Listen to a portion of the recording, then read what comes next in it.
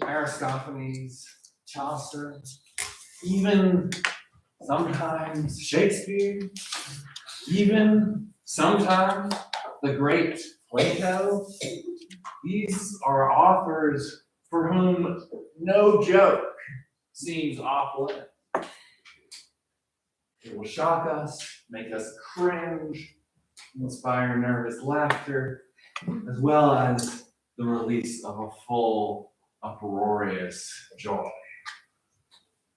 The presence in our curriculum of such works as Plato's Phaedrus and Symposium, Aristophanes' Lysistrata and Peace, Chaucer's The Miller's Tale, I Am the Wife of Bath, periodically raise questions and objections even from concerned students, parents, and even faculty. To many, it's the in-your-face and even absurdly exaggerated presence of sex that raises discomfort. Izzy is asking, with many of you all, I think, is it okay to read this stuff? If it is okay, do we have to?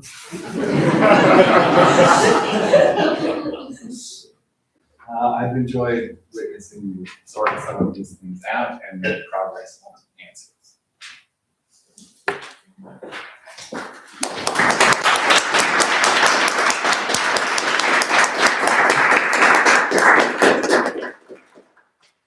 I'd like to start by thanking Dr. Cooper for your introduction and also for being my psychic in this project.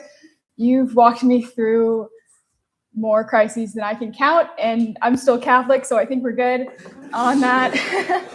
Thank you, Dr. Schubert, for being my second reader and second panelist. You've helped me with this project since before it was a project, and I think you're my therapist now. I'm not entirely sure, but I'm so grateful that you're just willing to have very raw conversations about my thoughts on this topic. And Dr. Holmes, welcome to the circus. I'm really happy you're here, and I'm really excited to hear your thoughts. We could start in a prayer. In the name of the Father, and of the Son, and of the Holy Spirit. Remember, O most gracious Virgin Mother Mary, that never was it known that anyone who fled to thy protection, implored thy help, or sought thy intercession, was left unaided. Inspired by this confidence, I fly unto thee, O Virgin of Virgins, my mother. To you do I come, before you I stand, sinful and sorrowful. O Mother of the Word incarnate, despise not my petitions, but in thy mercy hear my answers. In the name of the Father, and of the Son, and of the Holy Spirit. Amen. What did the janitor say when he jumped out of the closet? Supplies! What's orange and sounds like a parrot? A carrot. Why do gorillas have big fingers? Because they have big nostrils. Wow, these are all really falling flat, my goodness. Let's try again. What do you call an Italian hooker? A prostitute. Why do mice have little balls? Because they like to dance.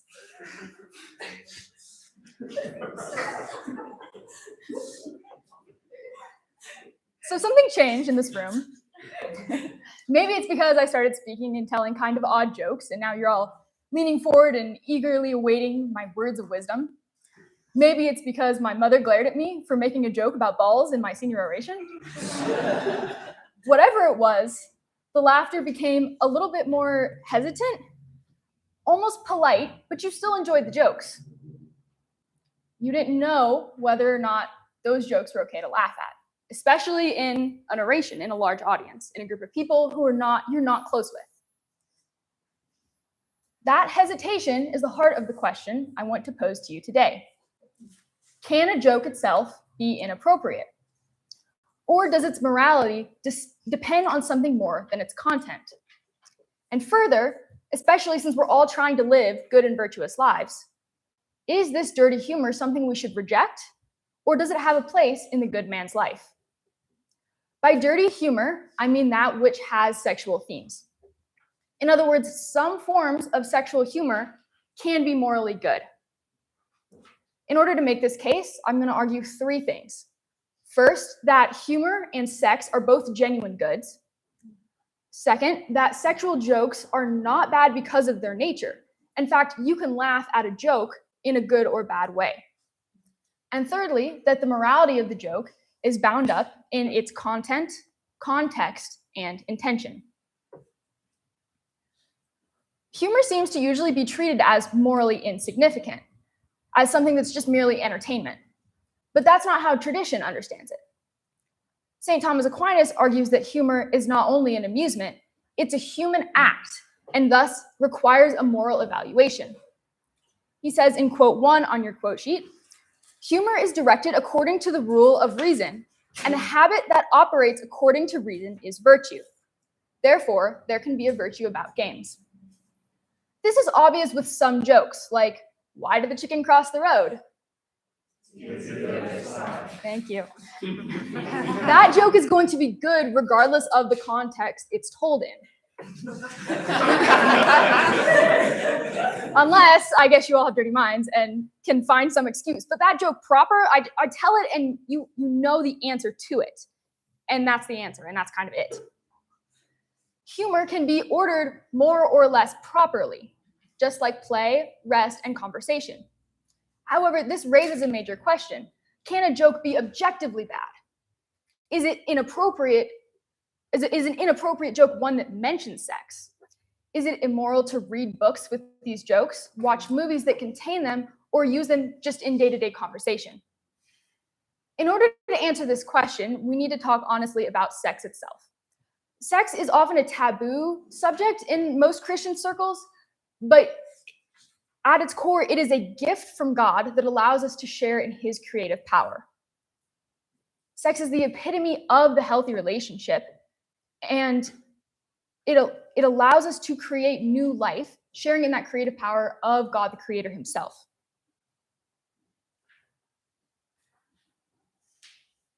Sex is physical, but it is also profoundly mysterious. Venerable Fulton Sheen notes in quote 2 on your quote sheet, "It was not because of sex that Adam and Eve were ashamed, for they had sex, and they used it before their sin.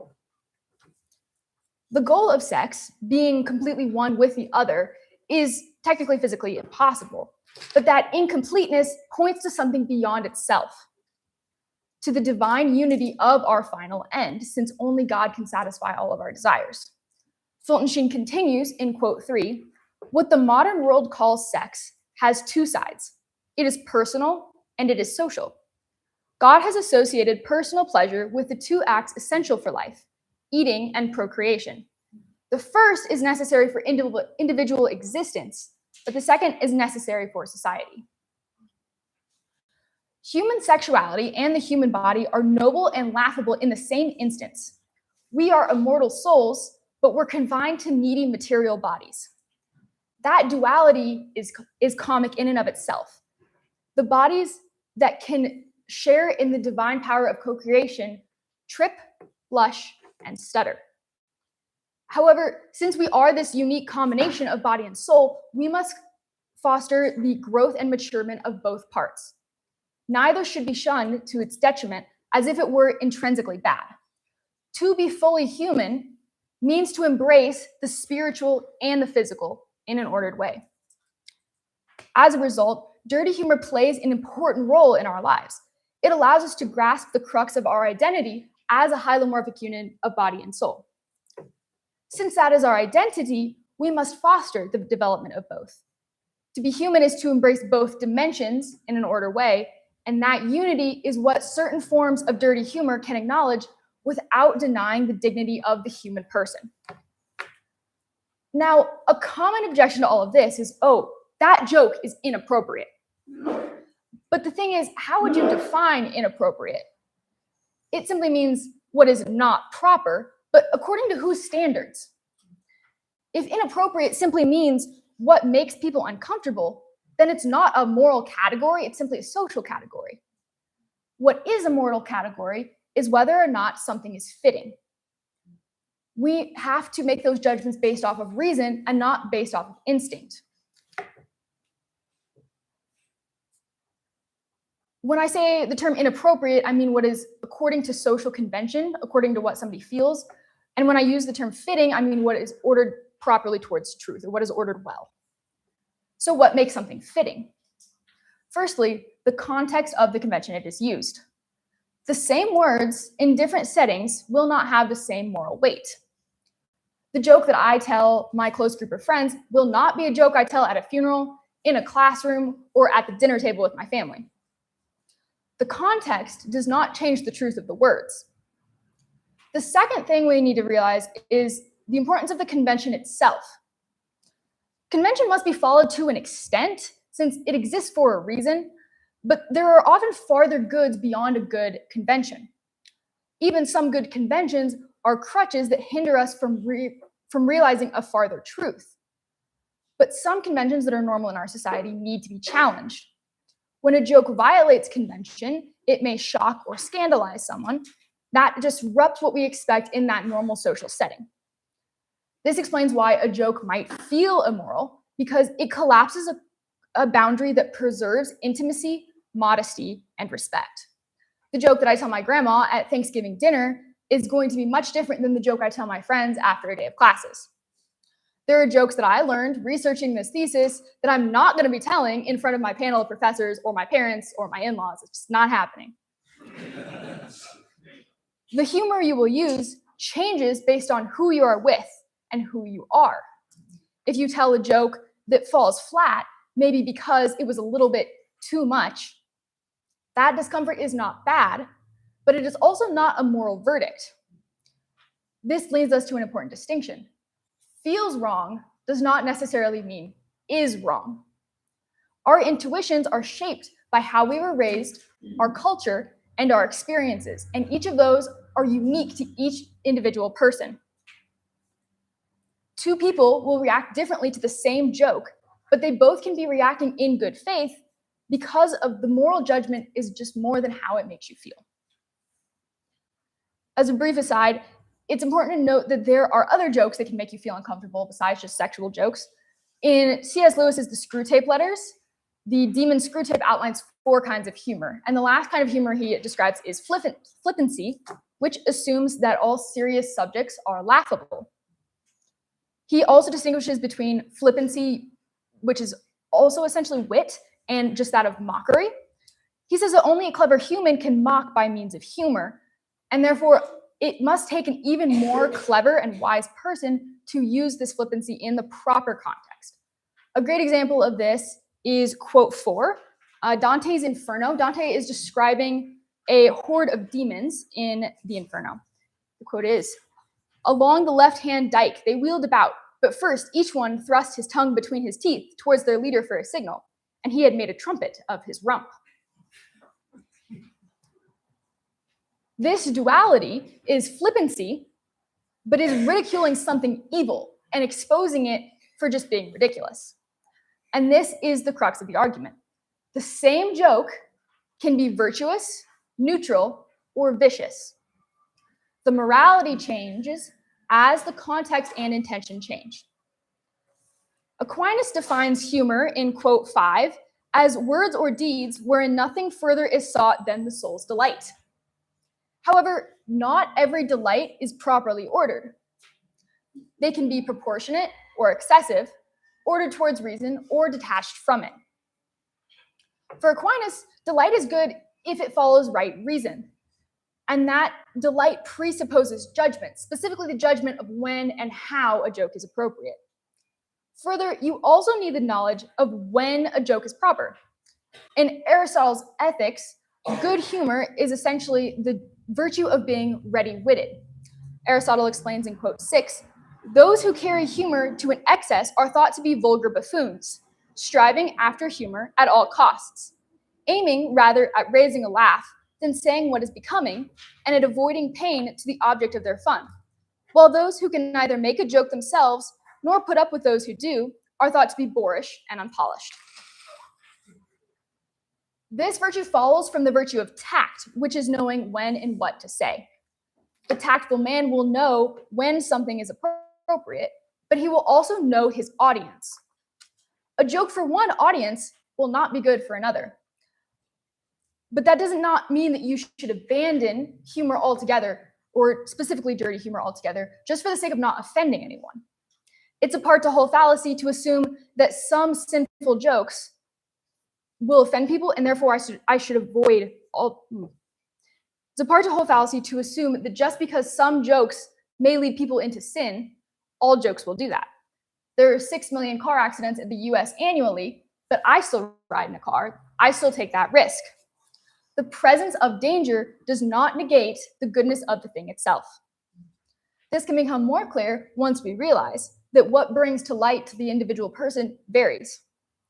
If you'll forgive the stereotypes, but public schooler Joe, he spends his free time sneaking into dive bars. He's going to laugh at something that homeschooler Mo, who spends his free time volunteering at a homeless shelter, will not laugh at and he'll find scandalous. Conversely, something that either just go over his head completely or Joe just won't find it funny at all. Those are differences that cannot be erased. Differing responses to humor shows that humor can satisfy either our higher or our lower appetites. Now remember, moral judgments, making those moral judgments, does not simply mean reporting our reactions. To make a claim about how you feel is more than just saying, I don't like this, or this makes me uncomfortable. Moral claims require reason, reason requires principles, and principles allow us to disagree meaningfully. Otherwise, our arguments collapse into just opinions. I think one thing and you think another, and that's it. We can't talk about that. If two different judgments are made from the same standard, the standard isn't necessarily bad. Two people can agree on the standard, but have different conclusions because they do not share the same access to relevant facts. I can't make a judgment about your virtuous life because then I would be making a judgment from incomplete data. I don't know every detail about you and your spiritual life. But I can provide you with research and a guideline so that you're able to make those decisions for yourself. That framework comes in the form of 3 rules. Firstly, a joke must not have wicked content. Second, a joke must have ordered context. And thirdly, a joke must have good intention. The first rule comes from St. Thomas Aquinas in quote 7. He says, the pleasure in question should not be sought in indecent or injurious deeds or words.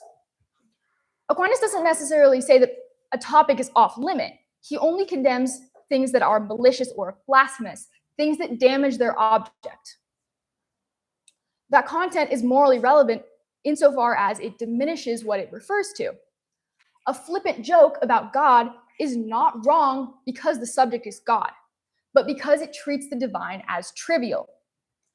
Likewise, a joke told mocking someone is not told because of the context or the content, but simply because it seeks pleasure in another's diminishment. The joke I told in the beginning about balls does not degrade our understanding of mice. Certain laughters allow us to see reality deeper, while bad laughter makes us distort it. Good humor brightens an object, and bad humor darkens it. This distinction determines the content as opposed to the real subject matter. The second rule comes again from Aquinas. He reminds us in quote 8, we must be careful, as in all other human actions, to conform ourselves to persons, time, and place, and take due account of other circumstances. Notice the context of the jokes I told in the beginning. You came to an oration on the morality of dirty humor, probably expecting me to tell you some jokes, probably expecting to laugh. However, if I came up to you at a lunch table or caught you on the street and told you a joke, you would probably laugh just as much or more at that joke, even if it was the same joke. If I tell a dirty joke as an example in my oration on the morality of humor, I am not necessarily being malicious. However, if I tell a joke that I know is going to make everybody in this room uncomfortable, that could be told out of malice, but that's not the point.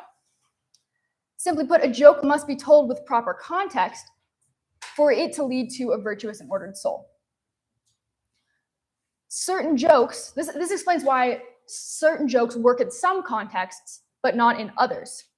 A your mom joke may be appropriate in a group of close friends, but it should not make an appearance when you're introducing yourself in a humanities class.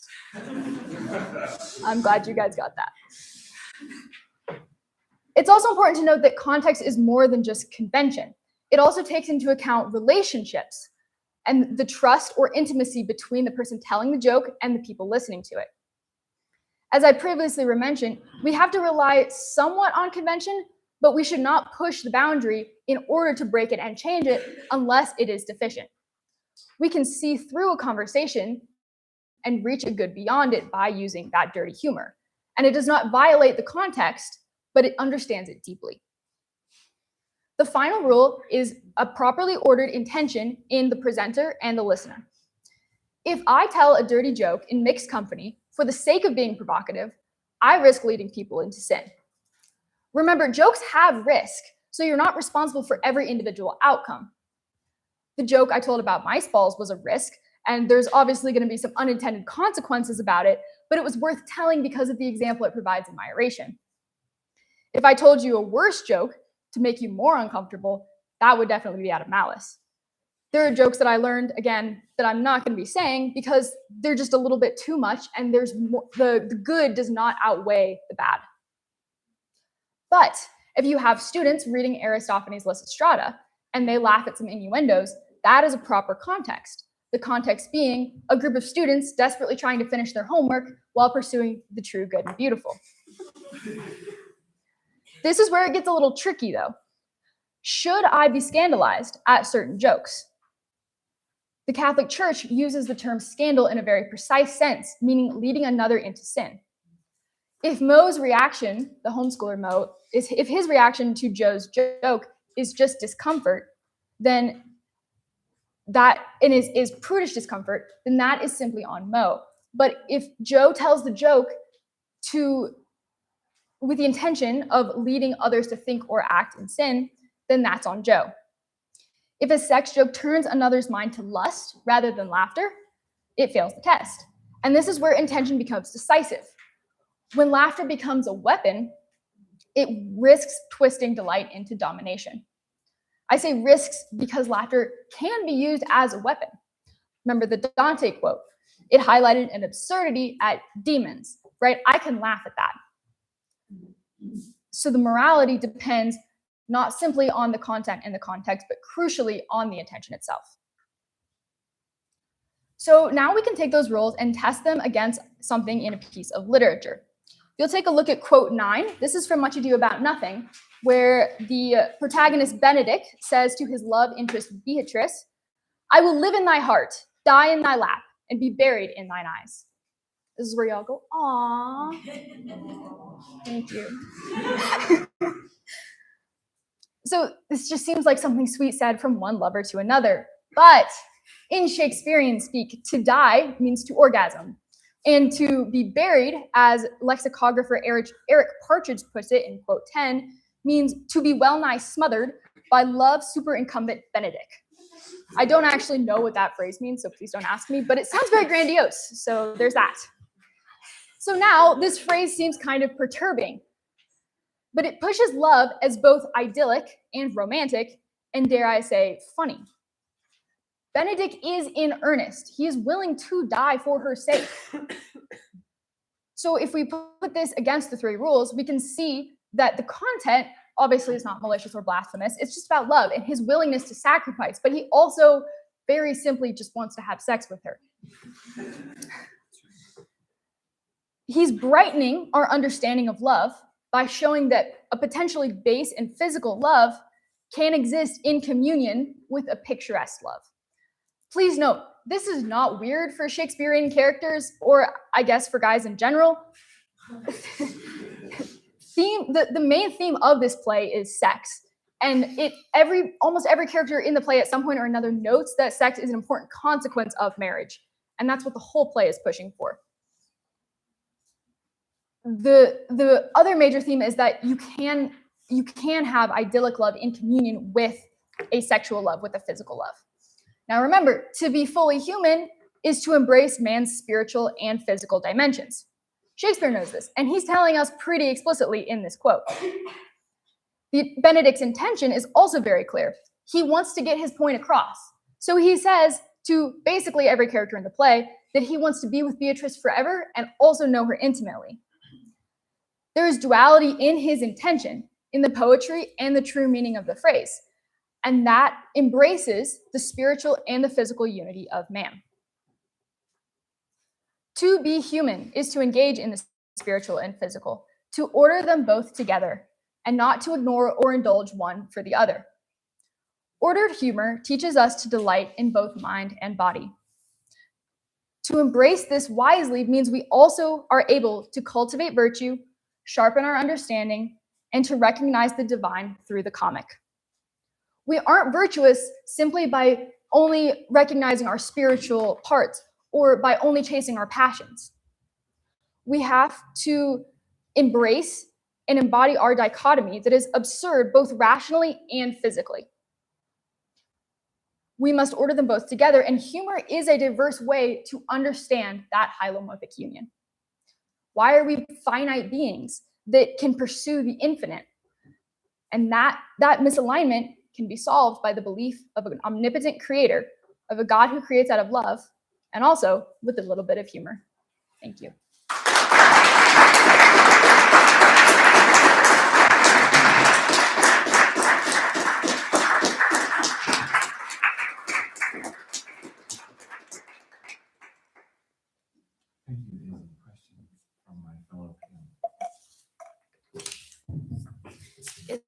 I was wondering if you could tackle a more difficult example of a joke as opposed to the Benedict one. Do you have an example? I was trying to think of one. Maybe the end of The Miller's Tale, where Nicholas farts in Absalom's face, but then Nicholas gets branded in the ass with the hot poker there. I don't know. It's hard to see right that moment as this kind of conjunction of romantic love with physical sexual desire. The face of it seems maybe you could read it as sexual actually. But on the face of it, right, it's sort of harder to see it as having this kind of duality about it. Yeah, so It's been a while since I've read the Miller's Tale, but I do, like, I remember that much. Obviously. It's a fairly memorable moment. Yeah, maybe a little bit. And if I recall correctly, that story is still told with a, what's the word I want? It still has a lesson to teach. I can't tell you what that is right now, but it is still, there is still a purpose behind it being told. I find that more similar to the Dante quote, where it's highlighting an absurdity and something that is below us that we can laugh at because we know we're above that. As far as the one I would struggle with there is intention, I think, because obviously we read it for class. So it's not like I'm reading that. Like, I'm not seeking it out for that specific scene. I'm reading it because I was assigned to read it. And that's my job as a student. The intention of whoever farted on him and branded him, I don't remember his name. Is it Nicholas? It's not Nicholas. Oh, okay, sweet. He also had an intention, and I don't think that you could judge that in light of humor necessarily, because it was more of a get away from my woman sort of thing. But yeah, I think because that story is within stories that have that have a lesson to teach, and that we do read them in the curriculum. Like, Chaucer gives us the context to enjoy those jokes, and then WCC gives us the context to enjoy those jokes in. And maybe not, if you don't want to enjoy them, that's fine, just at least recognize them.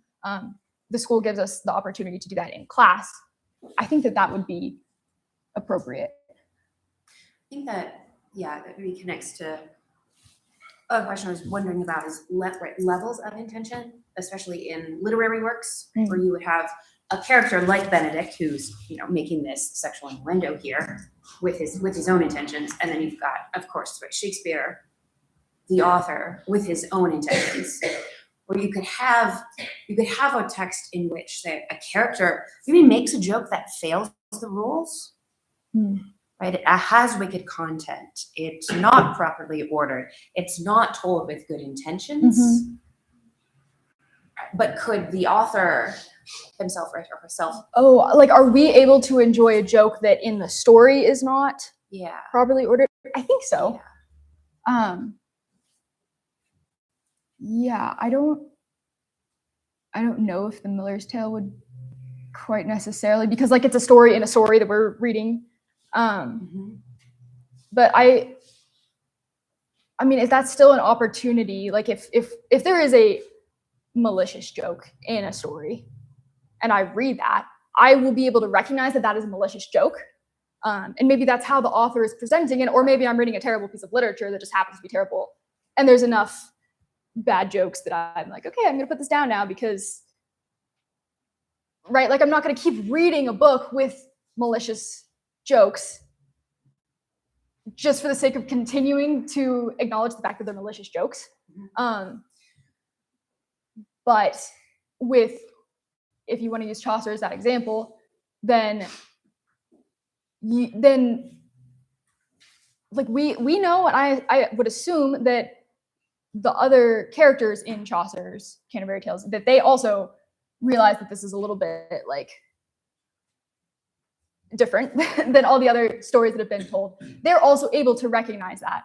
But we, as the readers, are not simply handed bad jokes with the intention of handing bad jokes. We also are able to see them in light of the good that they can provide, to the lesson that it can teach.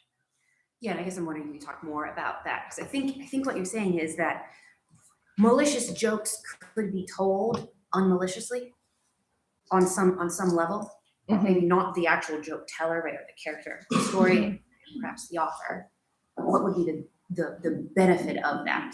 I'm gonna throw out a very basic example, but there's a story of a bully and she says, "Oh, you have a very ugly shirt," and like makes bad jokes about the shirt and how ugly it is. And I'm going to read that story to my children. And at the end of the story, the bully ends up tripping in a puddle of mud and bad things happen to the bully or something along those lines. For sure.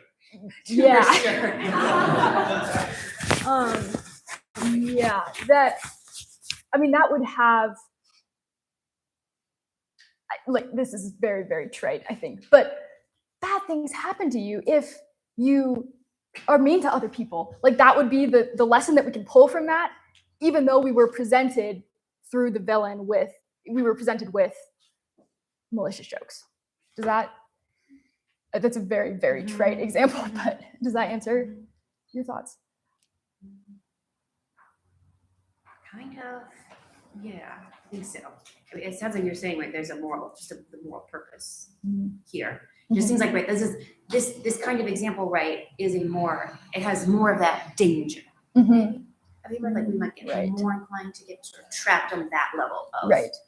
where there is a character who is maliciously using a joke. And sometimes maybe I'm back just simply because your example, right, is a simplistic one, but when you're reading a more complex work of literature, the author doesn't always say to us, well, this character here Mm-hmm. is very bad.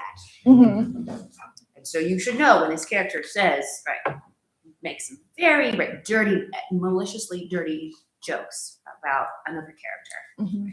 And kind of, gross or creepy, objectifying sorts of ways that you should be aware. Mm-hmm. It requires a lot of sophistication. Yes, yeah. And I think that's also not to say that you can go ahead and read whatever you want or watch whatever movie you want, as long as you can pull something good out of the bad jokes that are being presented to you. That's not necessarily true. I think that would require a lot more evaluation. And I don't exactly think I'm capable of that right now. But yeah, I mean, we can read something where the author doesn't explicitly say that's a bad joke, but it's clear from other factors that that's a bad guy, or maybe he becomes a bad guy in the end, and then we're like, oh, okay, so we shouldn't listen to everything he said before, or laugh at the jokes he said before, or whatever. Great. Yeah, I have a few questions.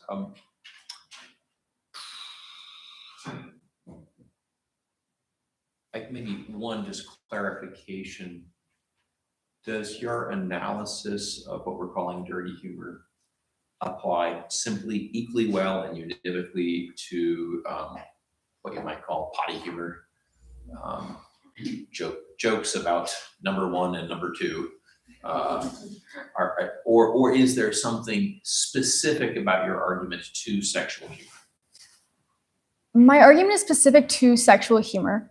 I think that potty humor falls into more of a category of grotesque humor, and that's not something I looked into at all. Yeah, I mean, I think in some sense you could also say that the Dante quote was a sort of potty humor, right? Like it's about a demon farting, and that's very very basic. But maybe I could make my question a little bit more precise this way. If there's a part of your argument that doesn't apply univocally to potty humor, what part would that be?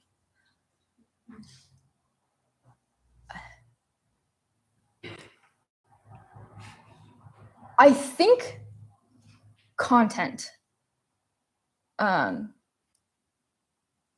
Because I argue that only sexual jokes which are blasphemous or malicious have wicked content, and I don't think that necessarily holds true with all kinds of humor. I think it needs to be I think there needs to be more discretion there. I don't think I can tell you right now what that specific thing is, but I think that's where I would draw the distinction. You helpfully gave us 3 rules, and we all love moral rules that we can check our boxes and say, about to tell a joke, check, to go. So I'm keen to find out about the application of the rules. It seems like there's a kind of badness from dirty humor that simply comes from the prevalence of it. So if I have, I don't know, I have a friend whose every joke somehow has some little sexual barb to it, like, all the time. Like, you can't spend 5 minutes with a guy without some little sexual innuendo joke. Zap, you know. Yeah, Shakespeare. It seems like at some point it gets to be bad, not because one of the jokes was bad, but just because he's lost a sense of proportion. And Yeah. it's never-endingly sexual. Like, I can't tell an innocent joke. What's wrong with him?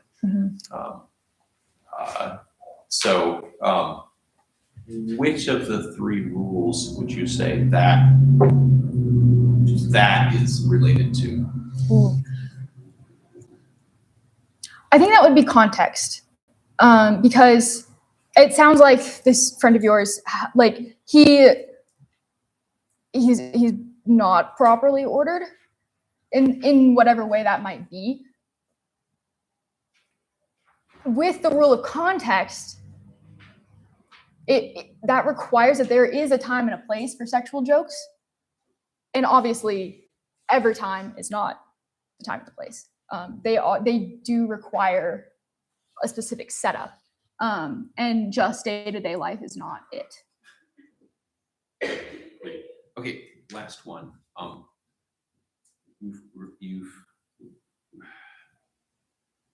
I think you said that the virtue governing this would be tact. Mm-hmm. I don't know if tact has subdivisions, you know, so there's a subdivision of tact specifically related to sexual humor, but let's just say tact. Mm-hmm.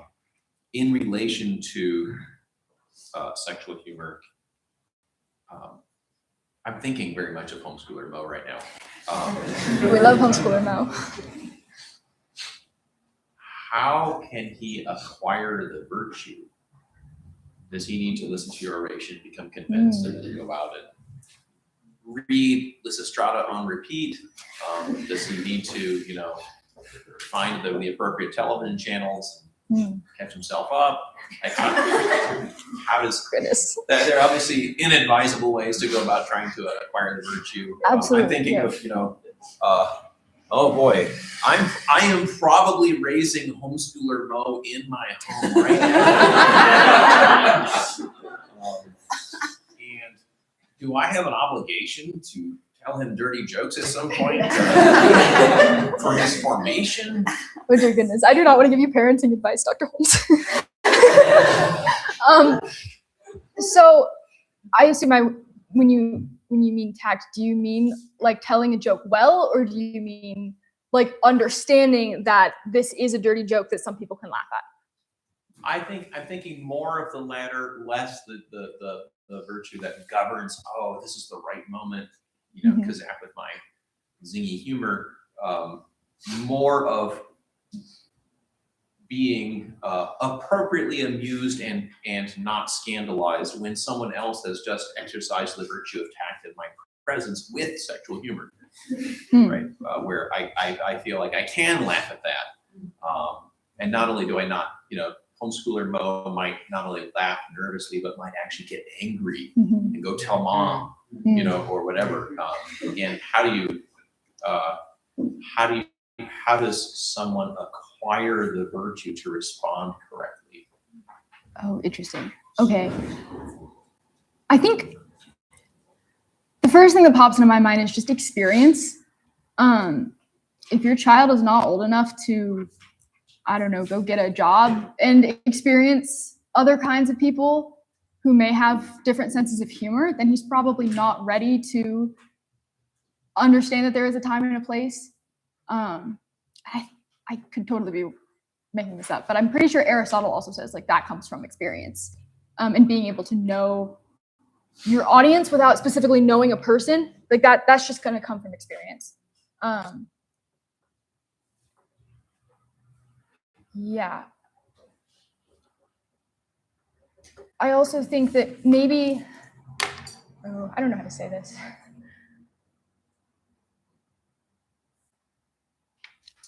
right? Like if you are raising a child who he doesn't know what sex is yet, then there's no reason for him to also not need to be going and tattling on his older sibling who tells a dirty joke. Like that's up to the older sibling to not be telling that joke in front of the kid in the first place, right? Like I was fully prepared to give a warning if there were like any kids here. I'm like, this oration is probably PG-13 and your little kid should probably not be here, right? Like that's a discretion that I was not going to start talking about sex in front of small children. And that's just, I think, a distinction that is more up to the older child than to the younger. Does that answer your question? That's helpful, thank you. I'm just wondering if there's some help for Mo. If you could help us help Mo.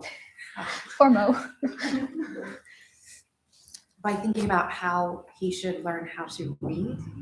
And someone's read other comics. The oration has been focused on the text that we read here, Shakespeare and Aristophanes. I'm wondering how would you help Mo approach those texts? So what kind of readerly disposition should he have in order to receive the humor well? I think starting small would be good. Like starting with Shakespeare as opposed to just going straight to the Miller's Tale or going straight to Lysistrata. Right, like I'm not gonna say, oh, you poor child, you have no idea of the ways of the world. Here, read Lysistrata. That's not smart at all. I think this oration was kind of inspired by a student in some classes above me who refused to read Lysistrata but loved Shakespeare. And I think that's Dr. Schubert does not approve, but I think that's okay. I think that's okay, right? It's Mo is not necessarily in the wrong simply because he doesn't want to hear anything related to dirty humor. He would only be in the wrong if he was like, oh, that's not an appropriate joke, and I'm not going to listen to that or laugh at that because I'm better than you. That's not Mo's disposition, right? He can still, and even if Mo would read Lysistrata and be like, oh, this kind of makes me uncomfortable, but I see the message that Aristophanes is trying to convey with this play, so I'm going to read it anyways, and kind of just acknowledge that like those jokes are there, and those jokes are maybe helpful for some people who are reading the play, or some Greeks in the crowd who, this is the only way to draw them in, and now they understand this political point. He can still understand that without necessarily laughing at those jokes. You said, why does the chicken cross the road is always a good joke, and we all laugh. I don't know why. You weren't supposed to. It shows that there's a distinction between good as morally unobjectionable and good as So can you talk about that difference, and is there a relationship between something simply being a good joke and its moral excellence or lack thereof? That is, does the goodness of joke as joke, does it interact with its good moral goodness or lack thereof?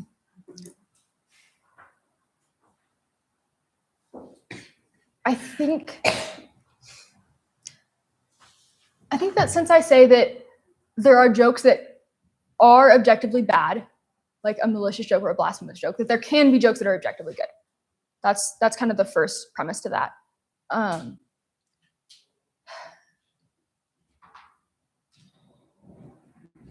Second, I think a joke I used in my thesis that you've all probably heard. What did the ocean say to the beach? Nothing. It just waved. Right. That's got some play, and it's got like a couple different meanings, right? Like it's poetically very nice, and the ocean is waving and saying hi, and also like the ocean has waves that go up on the beach, right? Like it's got all of those things, but unless you're like really far gone, you can't really twist that into some weird sexual joke, or unless you give it more than just straight, like I told you straight up the joke. So you could maybe alter the joke and make it a joke with dirty humor in it, but just the joke proper I think can be a good joke. I'm not sure I'm exactly getting to your So point. maybe think but- also not only about good as unobjectionable, but good as morally good as somehow helping us be better persons, better people. As opposed to, okay. As opposed to worse people. As opposed to just. It's just unobjectionable, because I think, Okay. because there's good as unobjectionable, and then there's good as Oh dear. I'm not Izzy, but Go ahead. I didn't follow your question. I wonder if you could just say the question one more time, yes. Please. and I can listen to her answer more intelligently. So there's a good joke, as in a joke that actually works as a joke. It makes us laugh. Like the joke itself is Right. well done, like Right. well presented. Right. But then there's a bad joke that's bad because maybe it works as a joke, but it's bad because it leads us in a bad direction. But Okay. then there's also a good joke that's good because it leads us. I think you were arguing about, say, Benedict's jokes, that it leads us in a good direction. Mhm. And is the goodness of a joke as working as a joke? The way in which, right, why did the chicken cross the road isn't funny. At least it's not funny to us anymore. It no longer works as a joke. It's no longer a good joke, right? Does the goodness of a good joke connect to its goodness, its potential moral good? I see. Or are these just completely separate categories? Like, I'm judging this joke as a joke now, and now I'm judging it as moral. I think what you just said makes the most sense to me, that you can judge a joke based off of its morality and off of the results it provides, or you can judge a joke by maybe saying how witty it is. Right, like there's probably some very clever joke that involves a play on words that is so subtle that like it's going to take you a little bit to get. Or like when I was practicing the why do mice have little balls joke on people, and a lot of people just like didn't get it, and that's okay. I think it's a good joke. I think it's clever enough, and it's also like it's great as an example in my thesis, in my oration, right? I think that the connection between the wittiness of a joke and the good or bad effect it has, I think that would have to be studied on a case-by-case basis, because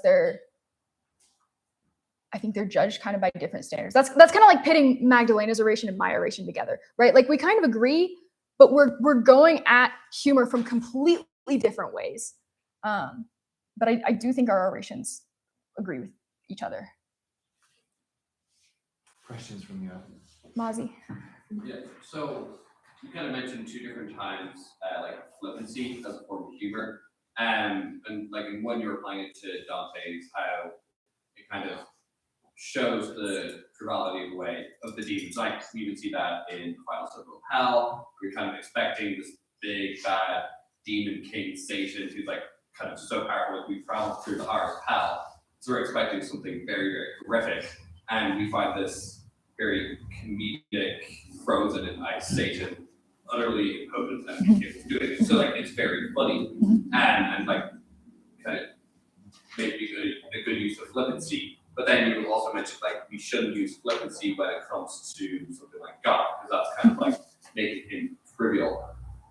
And I was just kind of wondering, like, you're talking about sexual jokes, and as we kind of like see the way like that sort of like comes from both our animal and our rational nature. Like it's something all other creatures, animal creatures do, but it's also in some way part of our ability to join with God as the creator, bring new life into the world. I was just wondering, like, how does flippancy apply to these sexual jokes? Is there some jokes which you, like some aspects of sexuality that you could be flippant about and some? I think you could have flippancy in a sexual joke. I used an example in my thesis. It's very terrible, but the scene was there's a professor giving a lecture on just being morally chaste and upright. And like the class clown is like, I guess I missed that lecture, right? Like he's treating, like he's being flippant, and he's treating something that needs to be taken seriously, not seriously, right? And that's kind of what flippancy is. And I think you can have that go in both directions. Obviously, when Screwtape is just defining flippancy and describing it to, or yeah, when he's describing it, he's a demon, right? So he's looking at it through a negative lens. So you kind of have to extrapolate and work backwards and make sure his logic works the other way around. And that's kind of how I got, like, you can use flippancy and not exactly mockery, but you can use flippancy to highlight the absurdity of something bad and be able to laugh and be over that, which is what, yeah, the ending of the Inferno is a good example of that too. I was wondering how your rules about determining if the humor is like proper or fitting, how they apply to dirty jokes in like children's media or like family movies where the jokes completely fly over the kids' heads, but like the parents are getting this. Like watching movies as an adult, I'm like, I should not have watched this as a child. Yeah, This is so crazy. That's a really interesting question. I think that to an extent that is appropriate. I think those jokes do need to have a purpose. Like they need to not simply be to make the adults like also have a part in watching the children's movie, or not simply just to be like, I'm going to rewatch this movie 20 years later and then be completely horrified by it, right? Like they shouldn't just be there simply to shock or simply to scandalize. They need to also have a purpose. So if those jokes perhaps all connect together and also leave the adult something as a whole that he can grasp from the movie, then I think that's okay. But if you just have like a random joke here and there that is very like it's just meant to shock the parent and then shock you later when you watch it and you're grown up, then that joke doesn't really have a purpose other than to shock you, which isn't necessarily a good thing. Eddie? Whether people like it or not, stereotypes exist for a reason, and the same goes for many conventions. From a small group of friends meeting, some activity they do together, to the way whole nations, society, whole nations is formed. It goes back to deep roots. And you said under context that one of the ways that it's okay, one of the times it's okay to tell a dirty joke is when the context is correct, and that if we push against the convention that should be pushed against. How do we know what convention should be pushed against and why?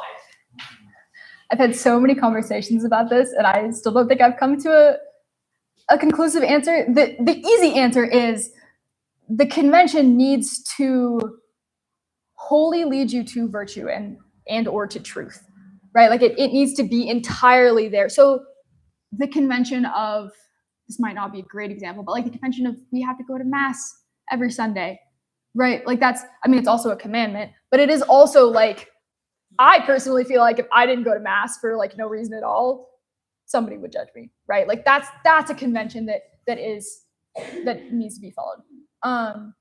A convention that like exists for a reason and has a greater good behind it would be the example of not talking about sex like in the family, and like not telling your kids that. Like it exists for a reason, right? Because you don't want to tell your kid about sex and then your kid not get the point and then like go blab to all his friends or whatever. Like things can happen from that. There's consequences from that are negative, but there are further goods that do come from pushing against that convention and talking to your kids about sex when they're younger, or right, like there's a farther good beyond the convention that still is good. So I think again, it's a case-by-case basis of like the convention and the reason it exists does need to be examined. And if there is a farther good, then you can push back against that. But I think the short answer to your question is just that the convention wholly needs to be good and virtuous. Mark. wonder if you can help me develop the idea of in content explicitness. And I guess here's an example. So let's accept just for two premises. One, that you're correct that dirty and crude humor can be used in a really good and constructive way, which supports truth. And second, that Aristophanes is trying to attain any good when he writes the Lysistrata. He's trying to demonstrate to us something true about the political state of Athens, the way they see each other, their social conventions, which ought to be demonstrated. Should the school stop giving students censored versions of the text? And by that I mean obviously translations designed to reduce some of the crudity and explicitness of the humor? Or is there a good in censoring to a degree dirty jokes and humor that doesn't lose the value of them as a joke? Or should we trust the author and kind of accept the text as it was fully presented to us in all of its nastiness? That's interesting. Okay, so a couple points on that. Firstly, there's a difference between like explicitness and crudity. I think crudity, the way I understand it, is just more malicious than simply calling it like it is, I guess. I do look at this a little bit in my thesis. I look at Aristophanes' Frogs and I compare a few different translations. And it's Aristophanes in particular is kind of difficult because so much of it is just lost in translation, right? Like the Greek and the Greek innuendos are very different. And so some translations will just kind of like try to translate it ad hoc and then we miss a lot. But then other translations will translate trying to preserve those jokes. And so you get a lot more handed to you very straightforwardly. Another example would be the Dante quote. I think the translation that we read translated as the demon makes a trumpet out of his ass, yes. Right? Like I think that's like one of two times it's ever crudely explicit, like that translation is. And it's kind of enough that you get like a little shock of like, oh, that's different. I should notice this because it kind of makes me uncomfortable and it uses words that are typically not used in Dante. So I think that's a fine line because I'm probably not going to pick up a version of Aristophanes' Lysistrata that is very explicitly translated. If I happen to be doing a dissertation on Lysistrata, I probably would. But just to serve my purposes for my education or my oration, that's not really necessary. So I think those translations have a time and a place, and I think it depends on who you are as a person, right? Like you might want to read it because that doesn't bother you, but it might bother me, and so I'm just not going to read it, right? I think also the danger with that is that because there's a lot lost in translation, that the crude jokes that you would receive might not necessarily be a good translation, if that makes sense, right? Like it might just be the author kind of having a little bit more fun and giving you things that you don't necessarily need when you're reading that work. Thank you.